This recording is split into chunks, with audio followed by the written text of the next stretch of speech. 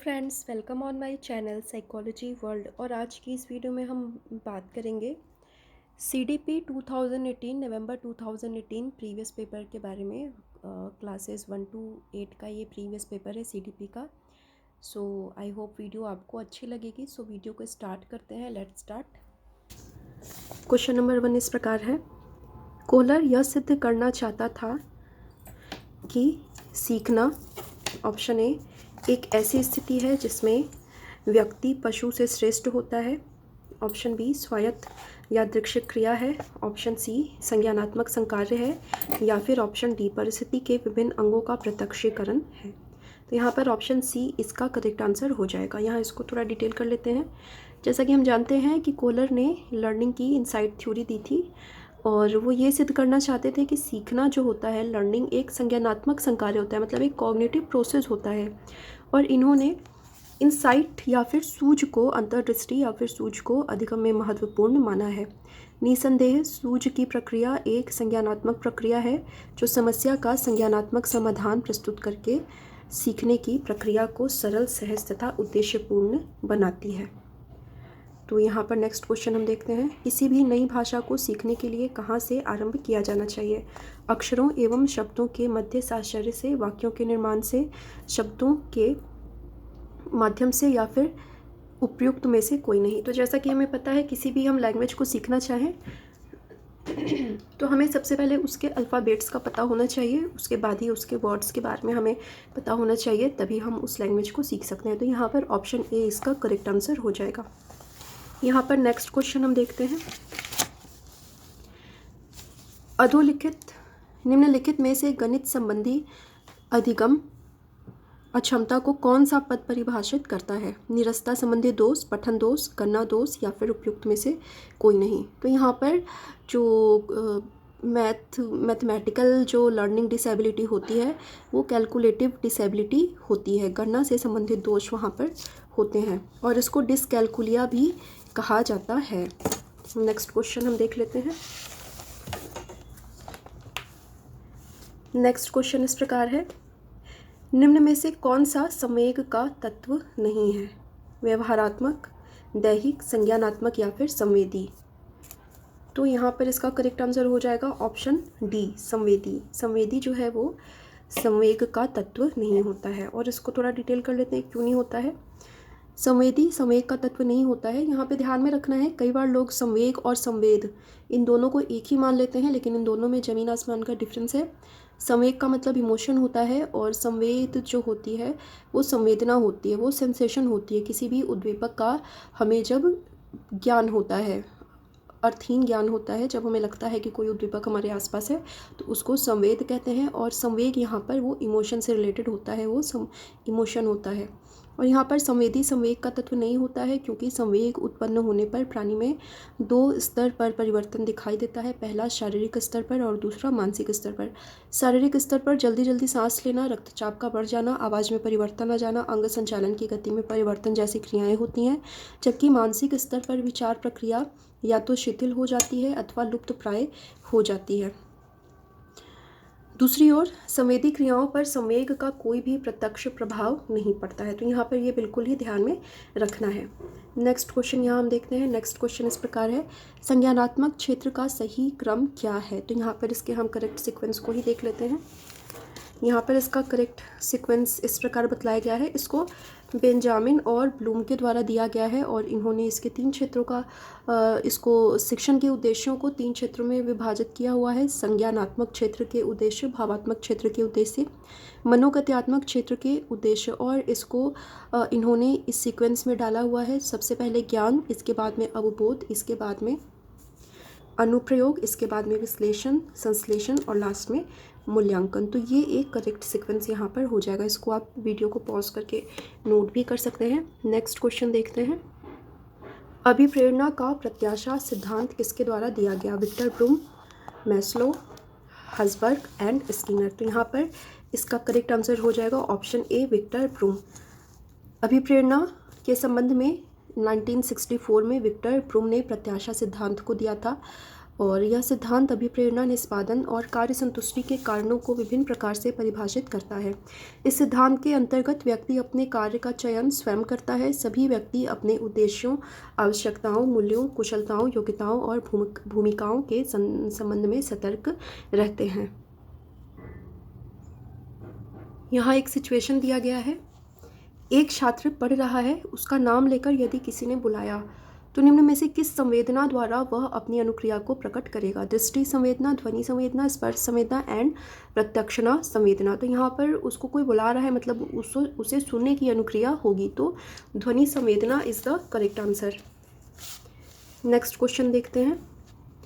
पियाजे के सिद्धांत के अनुसार प्राक संक्रियात्मक अवस्था की अवधि क्या है? 4 से 8 साल, जन्म से 2 साल, 2 से 7 साल और 5 से 8 साल तक की। यहाँ पर मैं बता दूँ कि पियाजे की थ्योरी ऑलरेडी मैंने कवर करवाया हुआ है। आप इमरजेंस ऑफ साइकोलॉजी के प्लेलिस्ट में जाकर इन वीडियोस को देख सकते हैं, वहाँ पर आपको और भी अलग अलग थ्योरीज मिल जाएंगी।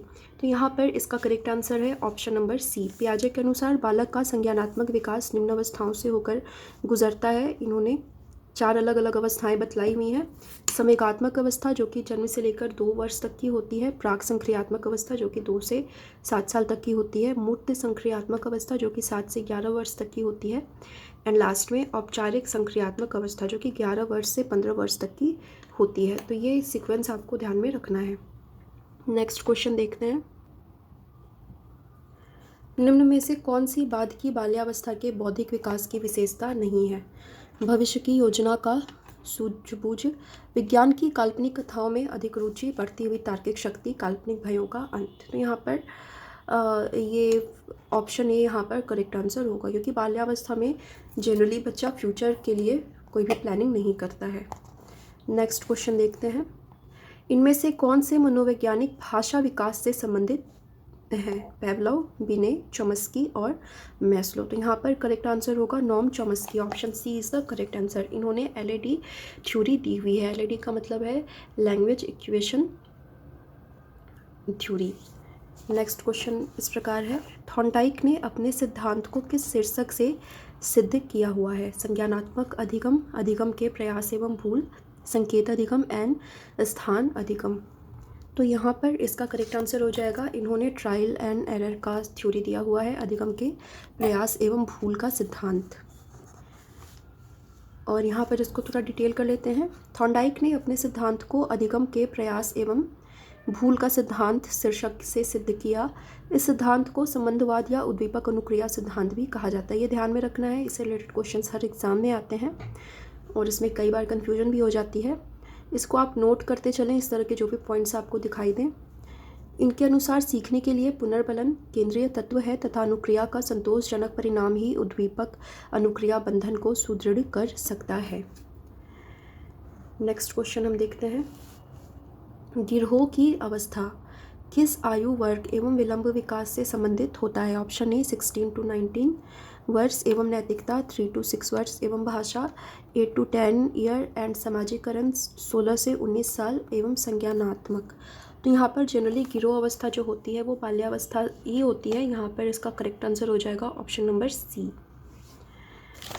8 to 10 ईयर में। और ये विलंब विकास समाजीकरण का से संबंधित यहाँ पर कॉन्सेप्ट होता है। और इसमें मेनली बच्चा जो है वो अपने एक ग्रुप बनाता है, मतलब अपने जैसे जो भी बच्चे को देखता है तो उससे दोस्त फ्रेंडशिप करना चाहता है और वहाँ पर वो एक तरह से ग्रुप को बनाता है जो कि समाजीकरण को दर्शाता है। नेक्स्ट क्वेश्चन है। पियाजे के अनुसार संज्ञानात्मक सिद्धांत की तृतीय अवस्था निम्न में से कौन सी है?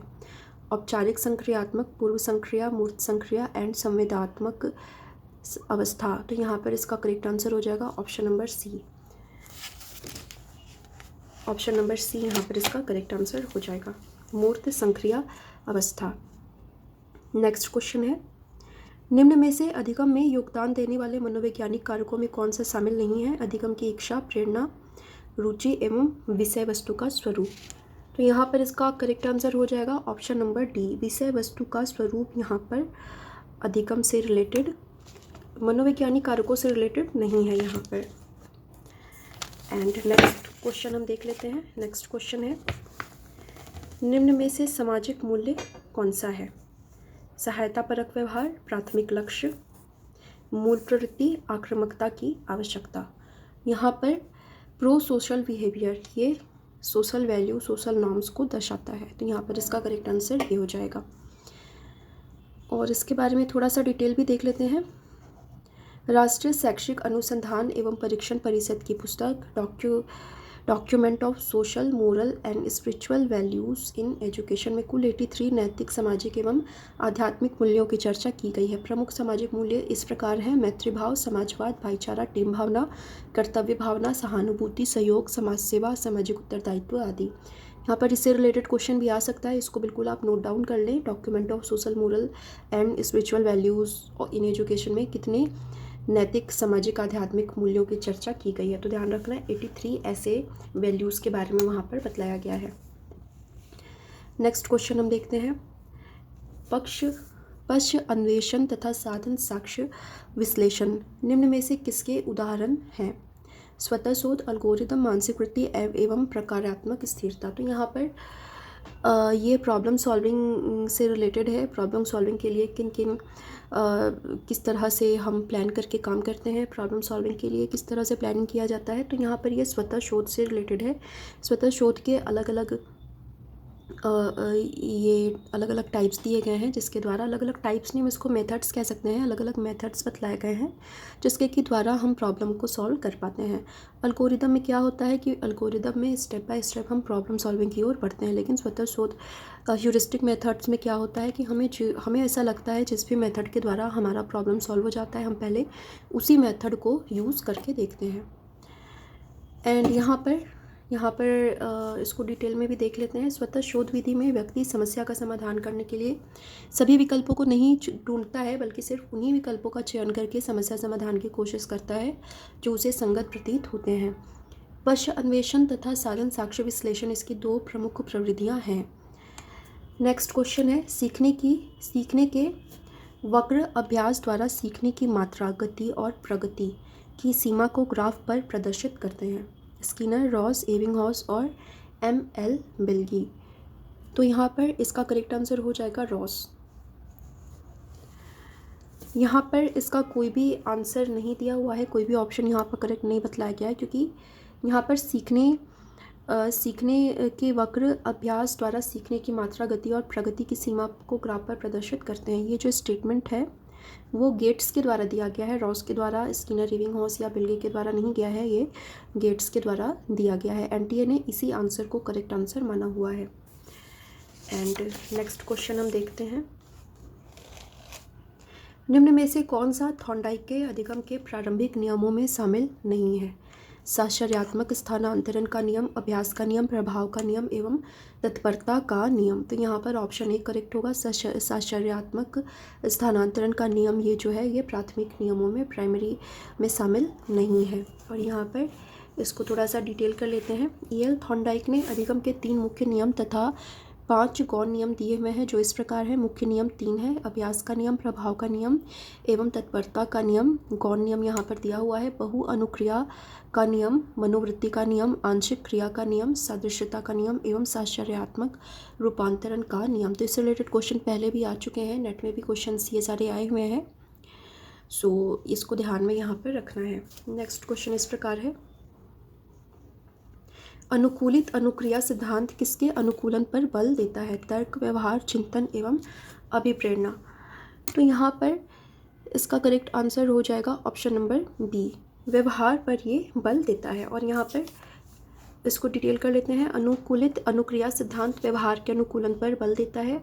इस सिद्धांत के अनुसार अस्वाभाविक उद्दीपक को स्वाभाविक उद्दीपक के साथ बार बार प्रस्तुत करने पर प्राणी अस्वाभाविक उद्दीपक के प्रति भी स्वाभाविक उद्दीपक जैसी अनुक्रियाएं करने लगता है और उसकी अनुक्रियाएं या व्यवहार अस्वाभाविक उद्दीपक के साथ अनुकूलित हो जाते हैं। नेक्स्ट क्वेश्चन इज, समावेशी कक्षा में किस प्रकार के छात्र शामिल होते हैं? केवल विशिष्ट छात्र, सामान्य और विशिष्ट छात्र, केवल सामान्य छात्र, बहुभाषी और प्रतिभाशाली छात्र। तो यहाँ पर करेक्ट आंसर होगा सामान्य एवं विशिष्ट छात्र। Option B is the correct answer. यहाँ पर थोड़ा डिटेल कर लेते हैं। समावेशी कक्षा में सामान्य और विशिष्ट दोनों प्रकार के छात्र अध्ययन करते हैं। समावेशी विद्यालय में समावेशी विद्यालय ऐसे संसाधन कक्षा कक्ष का निर्माण करते हैं जिसमें सामान्य बच्चों के साथ साथ विशिष्ट बच्चे भी शिक्षा ग्रहण कर सकते हैं। ऐसे कक्षा कक्ष संसाधन युक्त, शिक्षण सहायक सामग्री युक्त तथा संसाधन शिक्षक युक्त होते हैं जहाँ पर विशिष्ट बालक अपने आप को समायोजित कर पाते हैं। नेक्स्ट क्वेश्चन देखते हैं। समावेशी की सफलता के लिए आवश्यक है क्षमता निर्माण का अभाव, अभिभावकों की भागीदारी का ना होना, अलगाव एवं संवेदनशीलता। तो यहाँ पर संवेदनशीलता is the correct answer. Question को पढ़ने से भी आपको इसका आंसर बिल्कुल पता चल जाता है।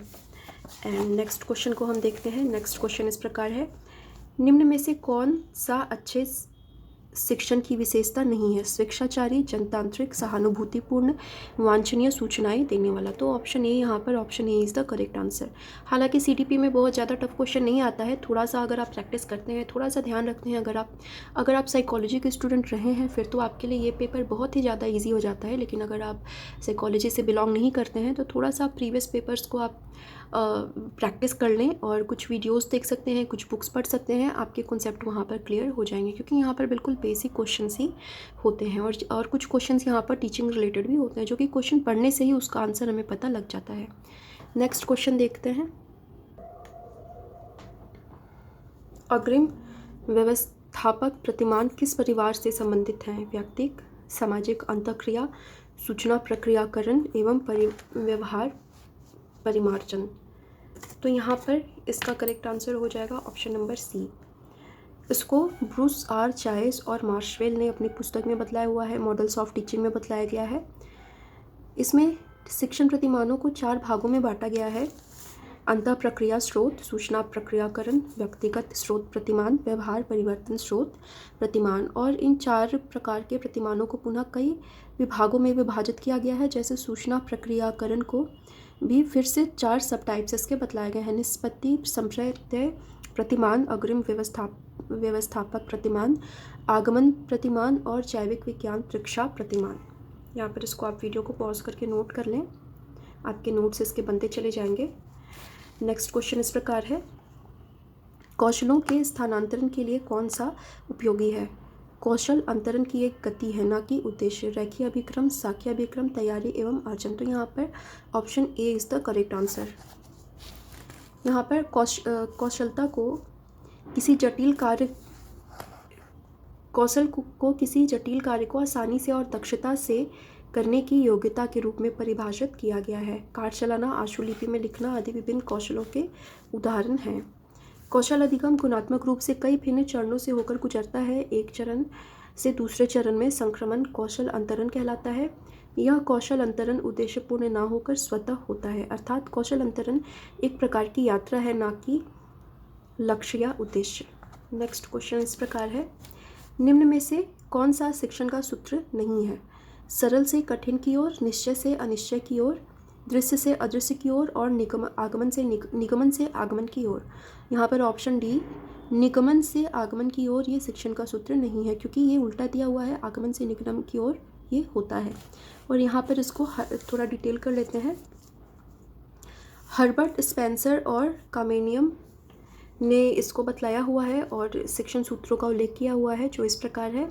सरल से कठिन की ओर, ज्ञात से अज्ञात की ओर, स्थूल से सूक्ष्म की ओर, पूर्ण से अंश की ओर, अनिश्चित से निश्चित की ओर, दृश्य से अदृश्य की ओर, विशिष्ट से सामान्य की ओर, विश्लेषण से संश्लेषण की ओर, वैज्ञानिक क्रम से तर्कसंगत की ओर, अनुभव से युक्त की ओर और प्रकृति का अनुसरण। नेक्स्ट क्वेश्चन इस प्रकार है, सूक्ष्म शिक्षण चक्र का प्रथम पद होता है प्रतिपुष्टि, शिक्षण, योजना बनाना या फिर प्रस्तावना। तो यहाँ पर इसका करेक्ट आंसर हो जाएगा ऑप्शन नंबर सी। सबसे पहले प्लानिंग करी जाती है, योजना बनाना, और ये AW एलन ने इसको दिया हुआ है। और इसको यहाँ पर हम थोड़ा सा डिटेल में देख लेते हैं।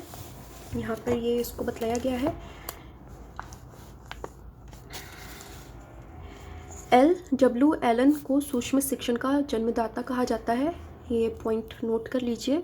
सूक्ष्म शिक्षण चक्र का प्रथम पद योजना बनाना होता है। सबसे पहले योजना बनाया जाता है, इसके बाद शिक्षण किया जाता है, फिर प्रतिपुष्टि, इसके बाद में पुनः योजना बनाया जाता है, पुनः शिक्षण, पुनः प्रतिपुष्टि।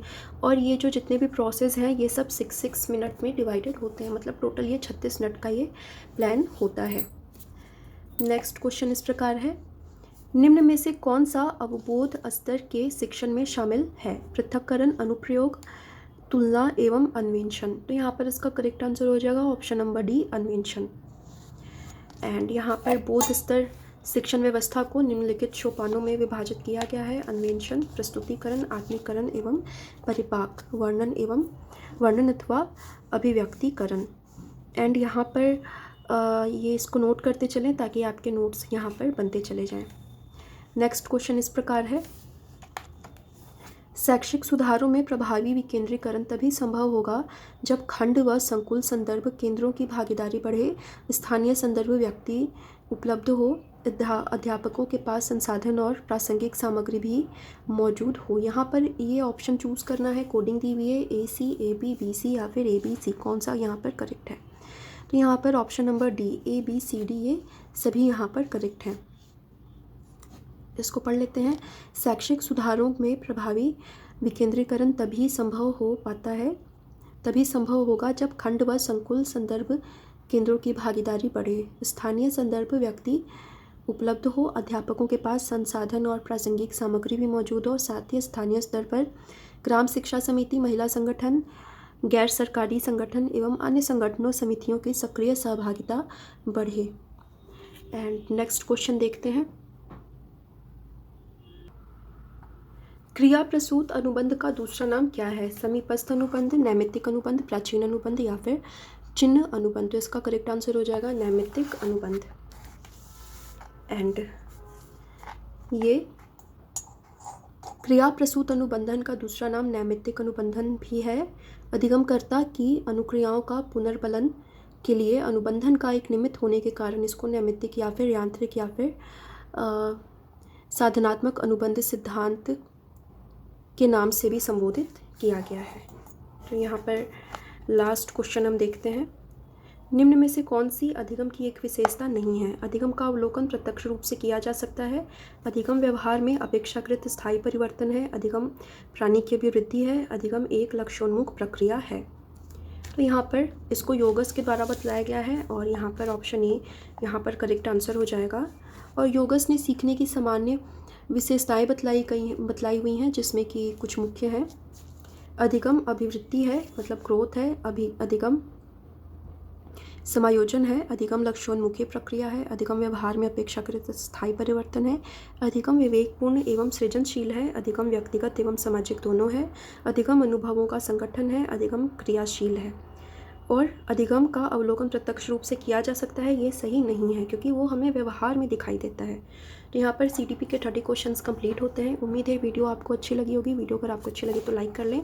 एंड साइकोलॉजी के अगर आप स्टूडेंट हैं, नेट की तैयारी करना चाहते हैं तो आप प्लेलिस्ट में चले जाएँ, वहाँ पर आपको नेट के और भी वीडियोस अवेलेबल हो जाएंगे, साइकोलॉजी के वीडियोस। एंड मैं बता दूं कि क्लासेस भी चल रहे हैं, UGC net psychology, entry net psychology, PGT, UPHESC, GDC psychology, ये सारे क्लासेस अवेलेबल हैं, नोट्स भी अवेलेबल हैं। अगर आप इंटरेस्टेड हैं तो नीचे दिए गए नंबर पर मुझे व्हाट्सअप कर सकते हैं। सो आज के लिए इतना ही। Thank you so much.